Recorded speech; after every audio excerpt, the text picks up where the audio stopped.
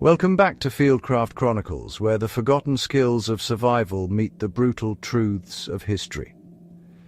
Today we're descending into the engineered hell of the First World War, where the greatest military minds of an industrial age built fortifications that became tombs, dug trenches that filled with poisoned water, and created a landscape so hostile that simply surviving another dawn required fieldcraft more desperate and ingenious than anything before or since.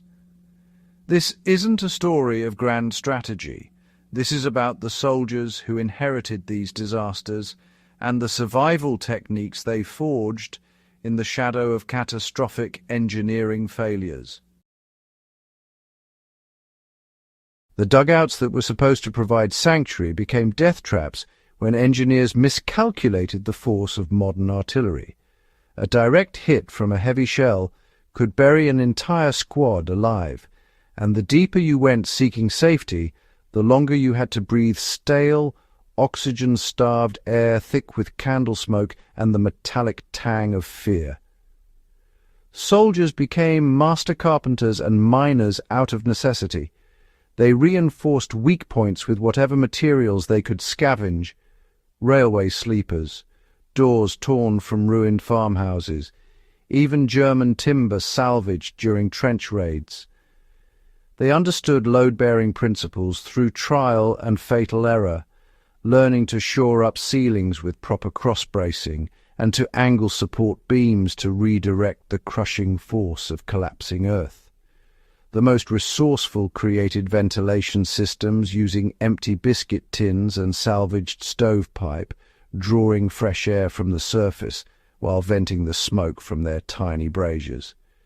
They lined walls with sandbags filled with a specific ratio of clay to gravel that absorbed moisture without deteriorating, knowledge passed down through whispered conversations and hastily sketched diagrams. Some units constructed elaborate funk holes, individual sleeping niches carved into trench walls that could be sealed with a ground sheet to provide a few precious hours of relative warmth and darkness. These weren't luxuries, they were survival necessities that prevented hypothermia and maintained the mental resilience needed to function under constant bombardment. Perhaps the most catastrophic engineering oversight was water. Military planners assumed wells could be dug and supply lines maintained, but the reality was nightmarish. Shell craters filled with contaminated water that looked clear but carried typhoid, dysentery and cholera. The few functioning wells became so overused they turned brackish and foul. Men died as much from waterborne disease as from enemy fire, and surviving required fieldcraft knowledge that stretched back millennia. Soldiers learned to identify the least contaminated water sources by observing where birds drank and where vegetation grew. They created primitive filtration systems using layers of charcoal salvaged from destroyed buildings, sand scraped from deeper soil layers untouched by contamination, and cloth from their own uniforms.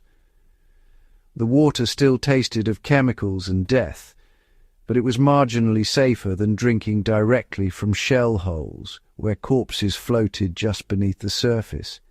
Some units detailed men specifically for water procurement, soldiers who developed an almost mystical ability to locate underground springs by reading subtle changes in vegetation and ground moisture. They'd venture into no man's land during fog or darkness, filling canteens from streams that still ran clean in untouched pockets of the devastated landscape. The risks were extraordinary. A single flare could illuminate you between the lines, making you an easy target. But without water, the entire trench system would collapse from within. These water hunters became legends in their battalions, their knowledge of hydrology and their courage keeping hundreds alive through long, dry summers when official supply lines failed completely. The survival skills that emerge from this engineered catastrophe would be recognizable to any modern bushcraft practitioner, though, honestly, they were forged under conditions we can barely imagine.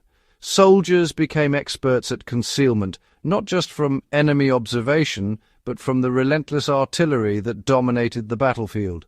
They learned to move during artillery barrages when the noise covered their sounds, timing their movements to the rhythm of shells. They created camouflage from local materials with an artistry that, well, rivaled nature itself, using mud to dull the shine of equipment, weaving grass and foliage into netting, and understanding how shadows and light patterns could hide or reveal a position.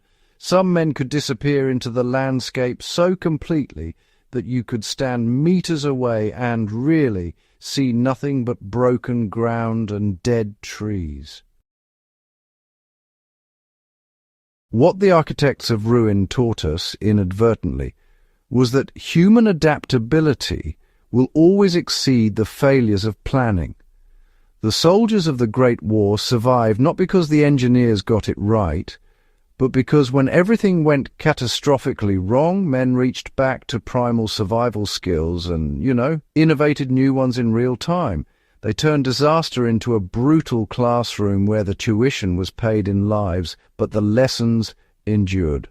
Today, when we practice bushcraft and preparedness, we're connecting with that same fundamental truth, that knowledge, adaptability, and the will to survive matter more than any system or structure. If you value these forgotten stories of resilience and the timeless skills they reveal, subscribe to Fieldcraft Chronicles. Share this with others who understand that history isn't just about what happened, but about what we can learn to survive what's coming. Until next time, stay sharp, stay prepared, and remember those who came before.